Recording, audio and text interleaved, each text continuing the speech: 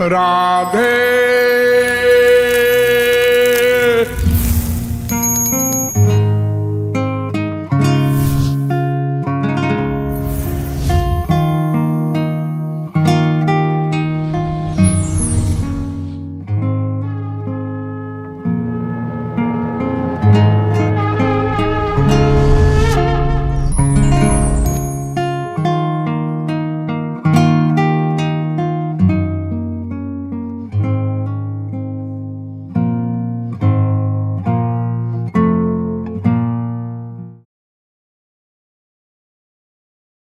राधे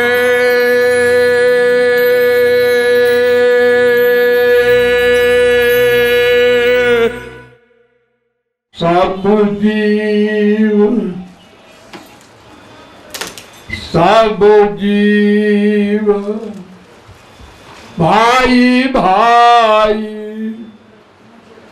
गोविंद राधे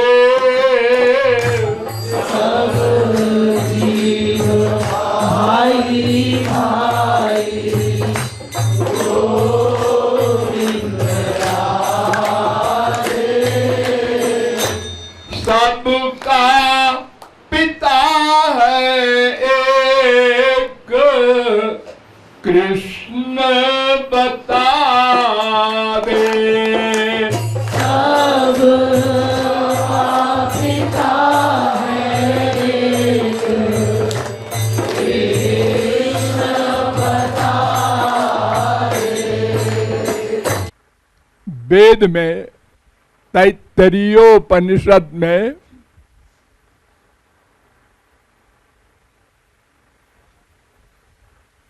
वरुण के लड़के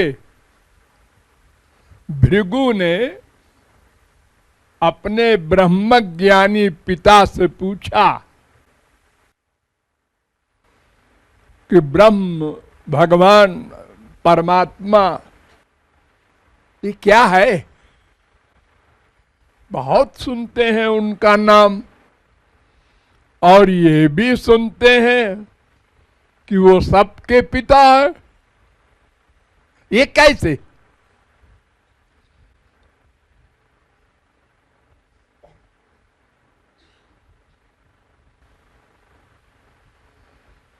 तैत्तरीयोपनिषद में ये प्रश्न किया भृगु ने।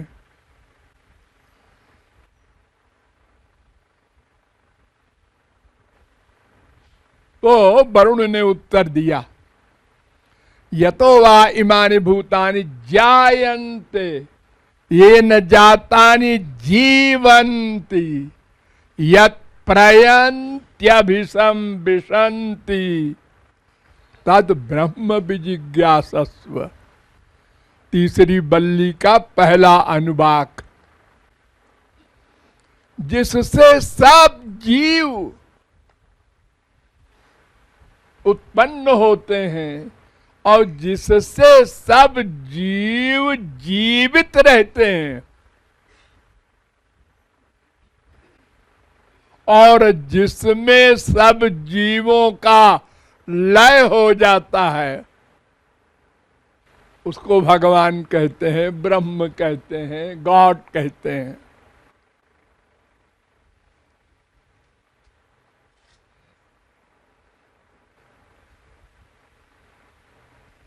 वेदांत में भी एक प्रारंभ में ही ये प्रश्न किया गया, अथातो ब्रह्म जिज्ञासा।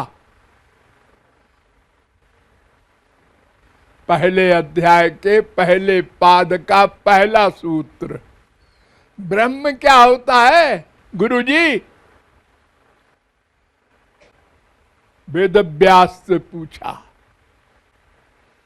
उन्होंने दूसरा सूत्र बनाया, जन्माद् यस्य जाता। ये दूसरा सूत्र, जिससे सारे संसार का जन्म होता है, रक्षा होती है, प्रलय होता है। इसका भाष्य किया शंकराचार्य ने, ये वेद व्यास ने वेदांत लिखा है, समझे रहिए आप लोग। शंकराचार्य के गुरु गोविंदाचार्य के गुरु गौड़पादाचार्य के गुरु सुखदेव परमहंस के गुरु वेद व्यास। उन्होंने 18 पुराण लिखे, महाभारत लिखा, वेदांत सूत्र लिखे, गीता लिखी, तमाम ग्रंथ लिखे। तो इस सूत्र का अर्थ किया शंकराचार्य ने अभी 2500 वर्ष पहले। वो पहले जगत गुरु हैं कलयुग के।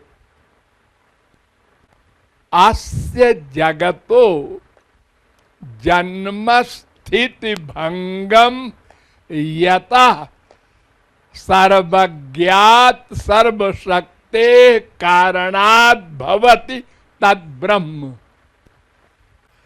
ये संसार में जितने भी जीव हैं, चर अचर और जो भी जड़ है, ये सब के पिता वो ब्रह्म है, श्री कृष्ण है। भागवत की रचना सबसे अंत में किया वेद व्यास ने। उसमें सबसे पहला श्लोक लिखा, मैं उन श्री कृष्ण का चरित्र लिखने जा रहा हूं, जन्माद्यस्य यतोऽन्वयादितरतश्चार्थे स्वभिज्ञ स्वराट, जिससे संपूर्ण संसार का चराचर जीव पैदा होता है, जिससे रक्षित है, जिसमें लय होगा उन श्री कृष्ण भगवान का, जो सबके जनक हैं, पिता हैं। पद्म पुराण में कहा गया, चेतनस्तु द्विधा प्रोक्तो जीव आत्मेति च प्रभो। दो प्रकार के चेतन होते हैं।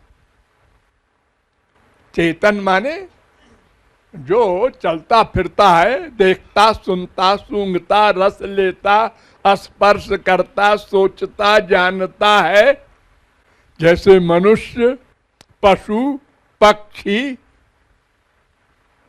ये सब चेतन है। वृक्ष भी दो प्रकार के चेतन होते हैं, जड़ चेतन, स्थावर जंगम। तो एक तो चेतन जीव है और एक का नाम आत्मा। ये शब्द जीव के लिए भी आता है, आत्मा भगवान के लिए भी आता है।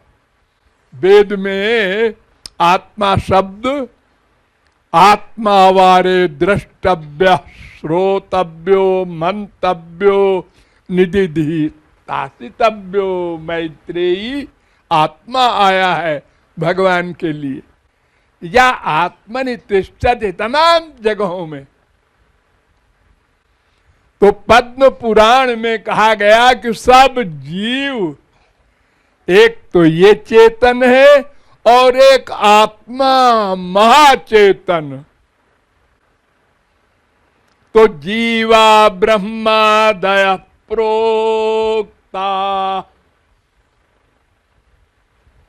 आत्मैकस्तु जनार्दन। सारे जीव ब्रह्मादिक, छोटे मोटे ही नहीं, सब देवता होता, यानी श्री कृष्ण को छोड़कर जितने बचे ये सब जीव हैं। कुछ स्वांश जीव है, कुछ विभिन्न अंश है, ये अंतर है। कुछ तो उन्हीं के अंश स्वयं भगवान के रूप हैं ब्रह्मादिक, और कुछ मायाबद्ध है अनंत। तो इस प्रकार भगवान सबके पिता हैं, ये वेद से लेकर के और सारे ग्रंथ एक स्वर से बता रहे हैं।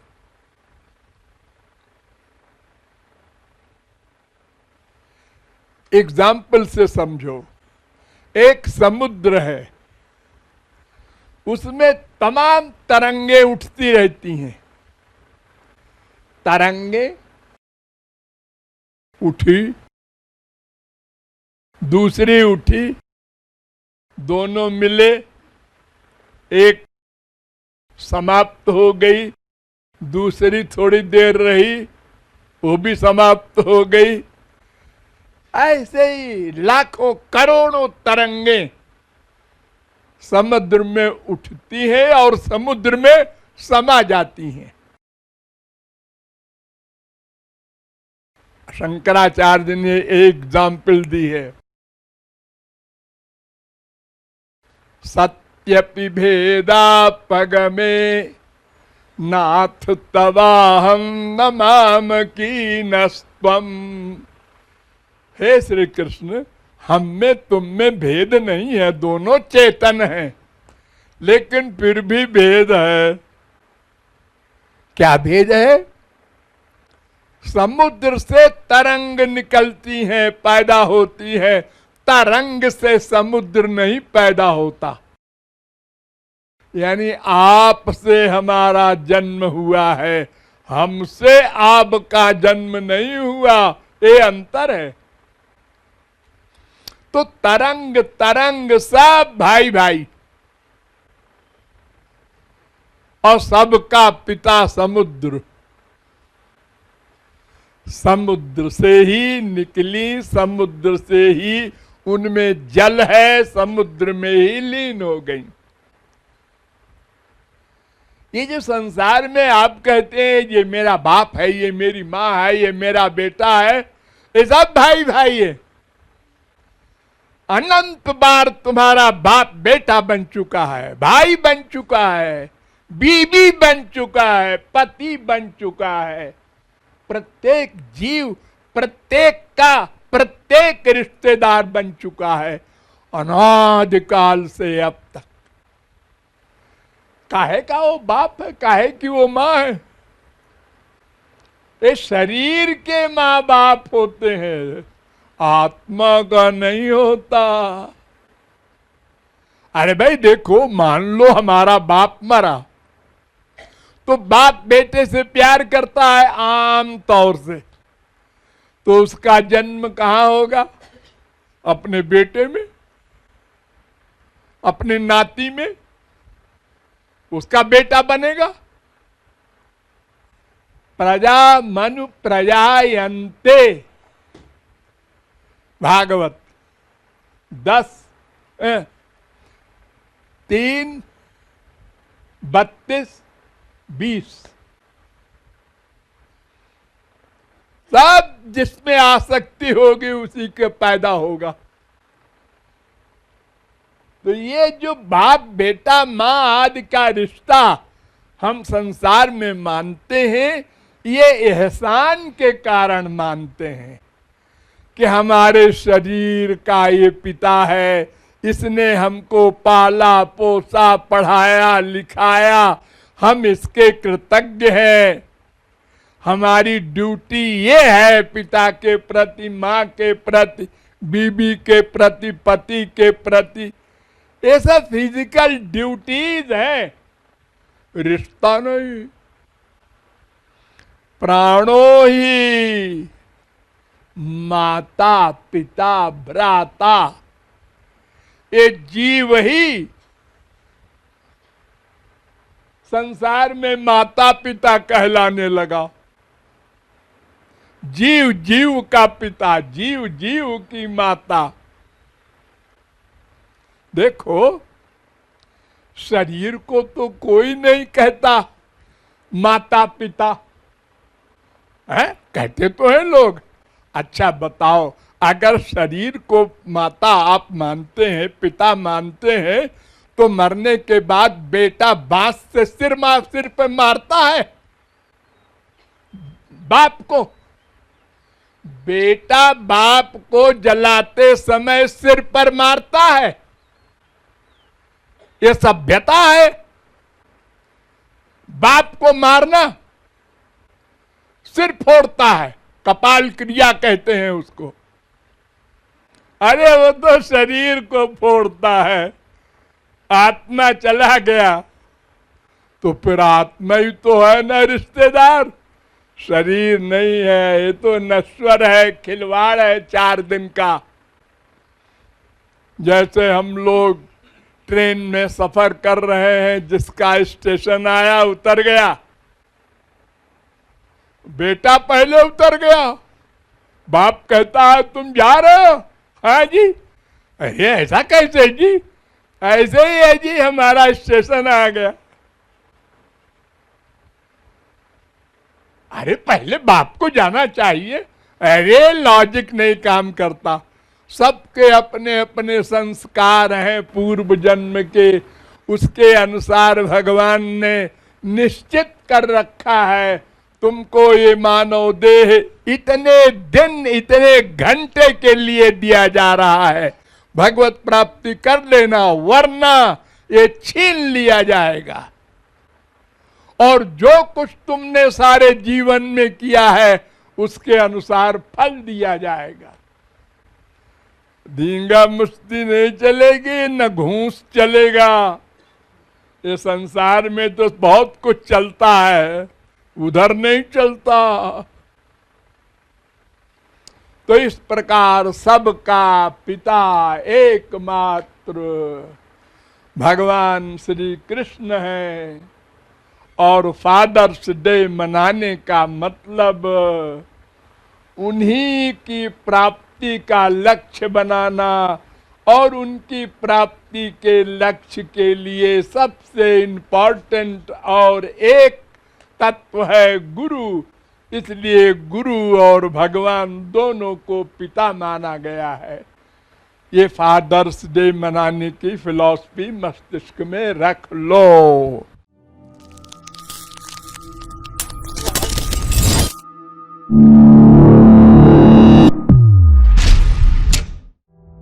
जगत गुरु कृपालु परिषद के अंतर्गत मैंने उनको सोशल वर्क के हिसाब से ऐसी राय दी है कि आप लोग हर जगह भौतिक लाभ के लिए, शारीरिक कल्याण के लिए अस्पताल बनवाइए। तो उन लोगों ने मेरे परामर्श के अनुसार मनगढ़ में हॉस्पिटल बनवाया है, बरसाने में हॉस्पिटल बनवाया है। दोनों जगह चल रहे हैं और दोनों जगह एलोपैथी भी है, होम्योपैथी भी है, आयुर्वेदिक भी है, नेचुरोपैथी भी है। और प्रत्येक कार्य निःशुल्क होता है। गरीबों के लिए ही ये अस्पताल चलाए जा रहे हैं। और इन सब से बड़ा एक हॉस्पिटल वृंदावन में बनाया जा रहा है, तो लगभग पूरा होने वाला है। वहां भी इसी प्रकार जनता की सेवा की जाएगी। मैं समझता हूँ लोगों को आकर इसका परीक्षण निरीक्षण करना चाहिए। धन्यवाद है कि रोम हमारा धन्यवाद देता है। महाराज जैसे महाराज पैदा हो दुनिया में तो दुनिया का कल्याण हो जाएगा। सब कुछ कर रही है वो, उस महान मूर्ति की दया दुआ काम कर रही है। उनका आशीर्वाद ही हमको लगता है कि दवा का रूप पकड़ के सबका कल्याण कर रही है। धन्य है दयालु, जैसा कृपालु आपका नाम है वैसे ही गुण बेटा। देखे भी नहीं थे लेकिन ठीक है। धन्य पाले कृपालु जी महाराज, कितनों की रक्षा, कितनों को शांति, कितनों को सुख मिल रहा है। परेशानी यही है कि हमारे कोई नहीं है, बाल बच्चे हैं मगर कोई कमाई नहीं देते एक पैसा। तो इसलिए हम काम करी थी, पैर से हम चल नहीं पाए। पर साल तो बहुत तकलीफ रही, यहाँ आए तो महाराज जी की कृपा रहन से हमारा बहुत आराम है। हम एक गरीब आदमी हैं, हमारे कल्याण के लिए बहुत आराम है यहाँ पर। राज्य ने यहाँ बहुत बड़ी सुविधा कर दिया है पब्लिक के लिए, बहुत सेवा हो रही है। यहाँ पर दान पुण्य कब्बल वगैरह सब मिल रहे हैं। और क्या होता है? हमारी गांठ में वाइब्रेशन आई थी, हमारा हाथ तिरछा हो गया था, यहाँ आया तो हमारा हाथ सीधा हो गया। धन्यवाद, मेरा हाथ ठीक हुआ। काम नहीं कर पाते थे, अब करने लगे। बाबा जी ने जो कर दिया है वो आज भी वो अमर है। इतना सराहनीय कार्य किया है वो पब्लिक नहीं भूल पाएगी। दर्द होत रहा न मार बचे के मालिक आशा नहीं रहे, हमका भगवान हिया ठाड़ कह दिन बस मालिक जरूर न रहा।